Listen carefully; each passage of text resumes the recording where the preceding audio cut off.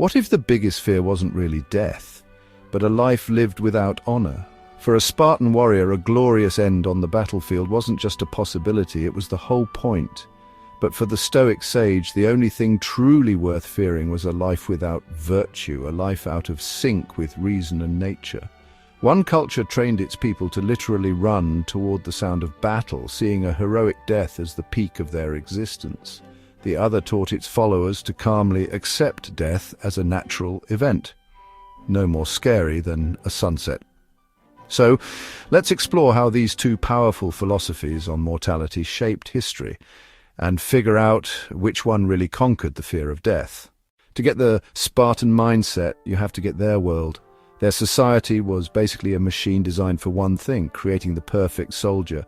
This wasn't a job, it was a total identity forged from birth. The engine of this machine was the Agoge.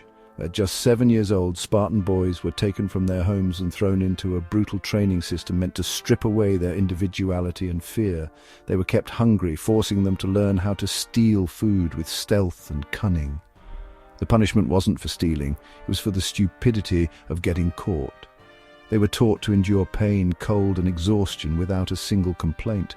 Fights between boys were encouraged, creating a pecking order based on pure toughness while building an intense, unbreakable bond between those who made it through together. The whole point of the Agoge was to rewire the human brain. It took the natural fear of dying and replaced it with something they considered far worse: shame.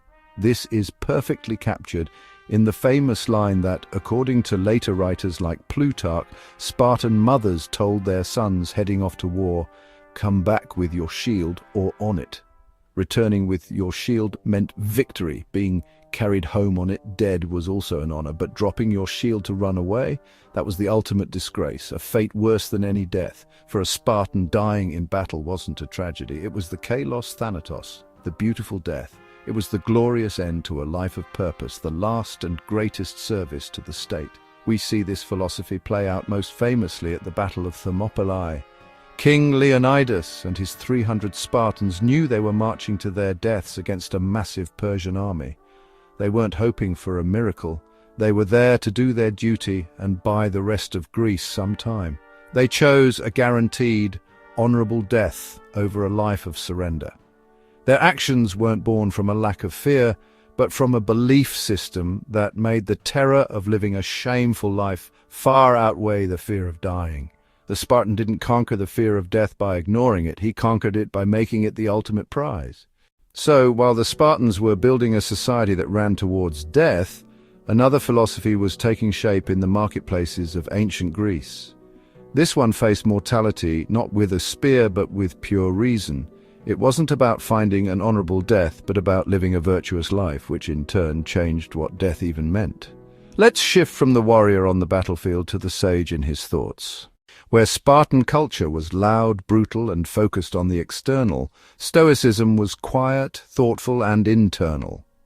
The Stoics couldn't have cared less about glory or what other people thought.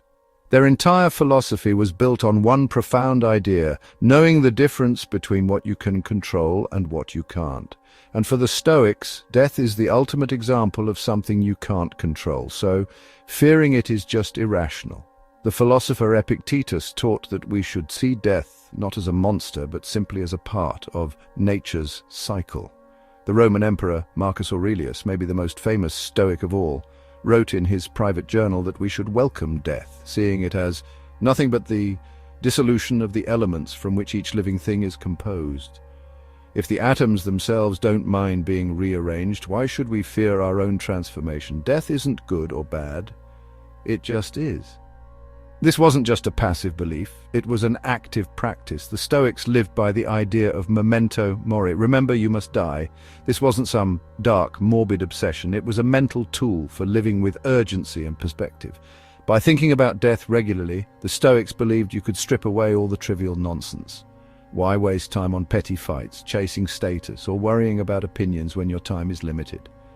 As the Stoic giant Seneca put it, let us prepare our minds as if we'd come to the very end of life. Let us postpone nothing.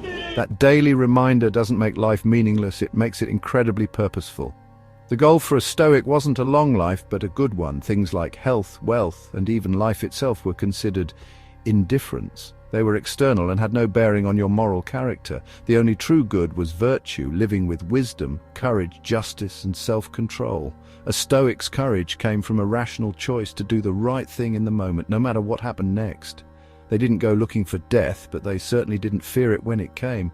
For the Stoic, the fear of death was a much bigger problem than death itself. Seneca said it best: "It is not death that a man should fear, but he should fear never beginning to live." The Stoic conquered fear not by conditioning it away, but by dissolving it with logic. All right, let's put these two mindsets side by side. The differences are pretty stark. Who really had a better handle on death? First, what was driving them? The Spartan warrior was motivated by external pressures, the hunt for glory, the approval of his society, and the desperate need to avoid public shame. His courage was a product of intense, lifelong conditioning. The Stoic sage, on the other hand, was guided by an internal compass, the personal search for virtue and a life guided by reason. His calm came from reflection, not from social pressure. This leads to how they dealt with fear itself. The Spartans didn't get rid of fear, they just rerouted it. They were conditioned to fear dishonour far more than they feared dying. The Stoics went a different route entirely. They tried to dismantle fear with logic. By reasoning that death is natural and out of our hands, they aimed to make the fear itself irrelevant. And what about a good death? For the Spartan, the definition was incredibly narrow. Die a hero in battle for Sparta. For the Stoic, a good death was simply the peaceful end to a life lived with virtue. It didn't matter if it was in bed from old age, from a disease, or on a battlefield. A Spartan's legacy was tied to the moment of his death. A Stoic's legacy was the sum of his entire life. These are two heavy-hitting ways to think about our own mortality. If you're getting something out of this philosophical showdown, do us a favor and hit that like button and subscribe for more deep dives into the mindsets that built our world. And let us know in the comments which philosophy is hitting home for you so far.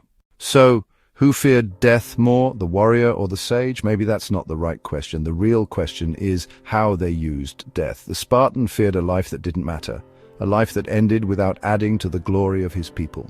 He used the promise of a beautiful death as fuel for acts of incredible courage. His whole life was a performance, and death was the grand finale.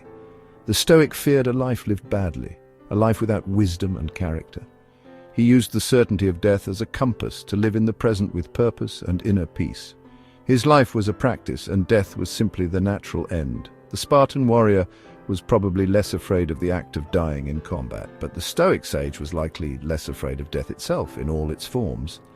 He didn't see it as an enemy to be conquered, but as a natural partner in the dance of life. So the final question really is for you. Which view speaks more to how you face your own challenges? Is it better to die a hero's death or to live a sage's life?